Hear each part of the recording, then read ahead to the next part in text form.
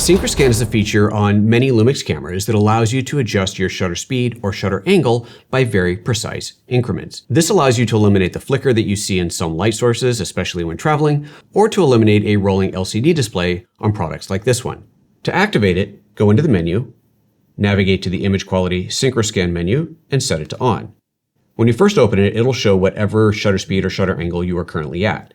To adjust it, press up or down on the rocker, and that will jump by 30-degree increments, or press left and right to adjust by 1-degree increments. The goal here is to find the shutter angle that eliminates the flicker or the roll that you're seeing on screen.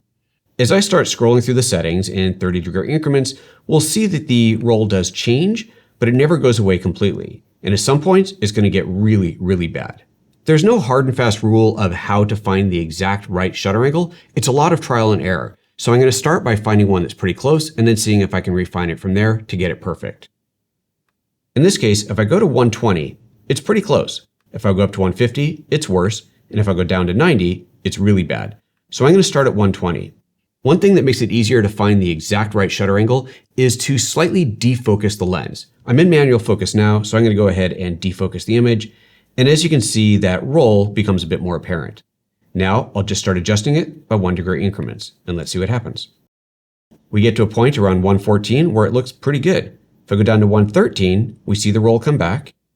If I go up to 115, that looks good as well. Up to 116, and we can definitely see it again. So 115 or 114 seems to work for this. I'll set it at 115, refocus the camera, and the flicker is gone.